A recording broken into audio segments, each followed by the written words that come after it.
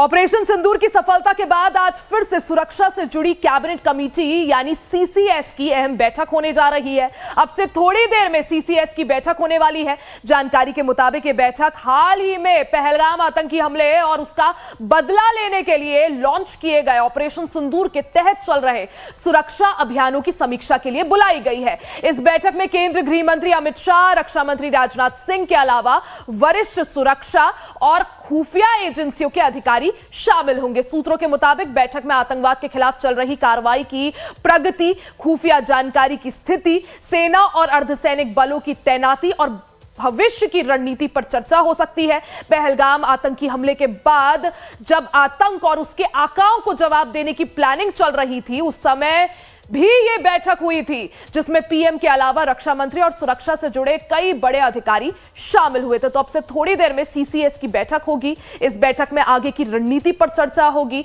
मौजूदा हालात पर चर्चा होगी, किस तरह से आगे जो है रणनीति बनाए जाए, पाकिस्तान का क्या रुख रहेगा और उसके जवाब में भारत का क्या रेसिप्रोकल और प्रोपोर्शनल एक्शन होगा, उस पर भी इस बैठक में चर्चा हो सकती है। तो यह बैठक जो है काफी महत्वपूर्ण मानी जा रही है।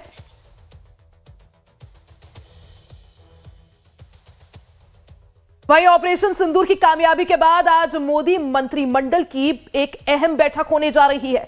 पाकिस्तान के साथ सीजफायर की घोषणा के बाद यह मोदी कैबिनेट की पहली बैठक होगी। जानकारी के मुताबिक बैठक में आतंकवादियों के खात्मे को लेकर कुछ बड़ा फैसला भी लिया जा सकता है।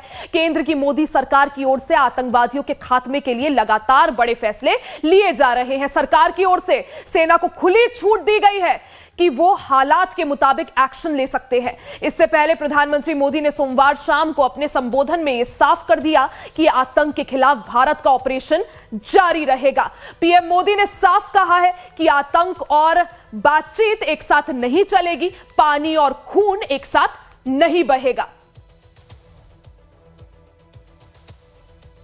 तो ज्यादा जानकारी और अपडेट के लिए कमलेश हमारे साथ लगातार बने हुए हैं। कमलेश, आज दो महत्वपूर्ण बैठकें और भारत और पाकिस्तान के बीच सीजफायर के बाद ये मोदी कैबिनेट की पहली बैठक और सीसीएस की भी पहली बैठक। इन दोनों बैठकों की बात करें, क्या क्या समय रहेगा और किस किस मुद्दे पर, किस किस मसले पर आज दोनों बैठकों में चर्चा हो सकती है? क्या कुछ बैठकों का एजेंडा?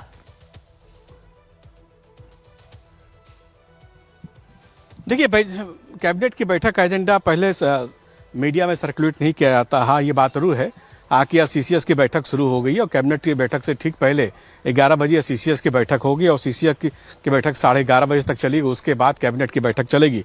कैबिनेट की बैठक में कई डेवलपमेंट इश्यूज हैं जिस पर चर्चा होनी है, लेकिन सबसे महत्वपूर्ण बात है कि सीज फायर के बाद ये पहली सीसीएस और कैबिनेट की बैठक हो रही है। सीसीएस में निश्चित रूप से प्रधानमंत्री सीसीएस के जो सदस्य हैं उनको जानकारी देंगे डेवलपमेंट के बारे में, क्या भारतीय सेना के पराक्रम के बारे में और निश्चित रूप से क्या और कुछ भी जो फैसले लिए जाने हैं इसके संदर्भ में। इसके साथ साथ इंडोर्समेंट भी होगा सीज फायर को लेकर के।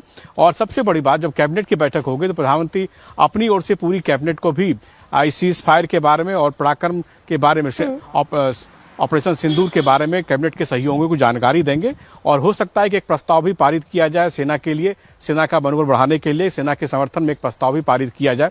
तो ऐसा भी हो सकता है। और ये जानकारी मिली है कैबिनेट की बैठक जैसे शुरू होगी तो कैबिनेट के लोग प्रधानमंत्री का मेज थपथपाकर स्वागत भी करेंगे कि प्रधानमंत्री के नेतृत्व में इतनी बड़ी जीत भारत को मिली है। तो ये पूरी प्रक्रिया है। अब देखना होगा कि सीसीएस की बैठक पे क्या भारत सरकार की ओर से और भी कोई ड्रास्टिक कदम उठाया जाता है पाकिस्तान के खिलाफ, जबकि पहले ही सीसीएस की बैठक, जो पहली सीसीएस की बैठक हुई थी उसमें पाकिस्तान के खिलाफ 5 बड़े कदम भारत सरकार ने उठाए थे। उस कदमों पर भी चर्चा हो सकती है, खासकर सिंधु जल समझौते पर भी चर्चा हो सकती है। ट्रेड पर जो इम्पोज किया गया क्या प्रगति है, कितना इम्पैक्ट डाला हो सकता है, उस पर भी चर्चा हो सकती है। यह सुरक्षा से संबंधित जितने ही मुद्दे कैबिनेट के सामने आएंगे सभी पर चर्चा होगी, क्योंकि ये युद्ध विराम के बाद पहली सीसीएस की बैठक है। तो जैसे आपको मैंने कहा कि सीसीएस की बैठक के बाद कैबिनेट की बैठक होगी जिसमें कि सभी जो कैबिनेट के सदस्य हैं, लगभग 27 सदस्य, वो इसका हिस्सा लेंगे और प्रधानमंत्री उनको सरकार के द्वारा उठाए गए फैसलों की जानकारी देंगे। और जैसा कि मैंने कहा कि कैबिनेट के लोग प्रधानमंत्री का अभिवादन कर सकते हैं मेज थपथपाकर और सेना की के पराक्रम को सलाम करते हुए उनका भी अभिवादन कर सकते हैं। तो ये एजेंडा होने वाला है। अब देखना होगा कि क्या अगर प्रेस कॉन्फ्रेंस होती है कैबिनेट की तो उसमें क्या जानकारी मिलती है आज के फैसलों के बारे में। बिल्कुल, क्योंकि कमलेश दो महत्वपूर्ण बैठकें आज होनी है, जैसा आपने भी बताया कि पहले जो है सीसीएस की बैठक, उसके बाद कैबिनेट की बैठक। कमलेश, साथ ही जिस तरह से प्रधानमंत्री मोदी पहले ही साफ और स्पष्ट कर चुके हैं कि ऑपरेशन सिंदूर जारी रहेगा, आतंक के खिलाफ हमारी जो कार्रवाई है वो जारी रहेगी।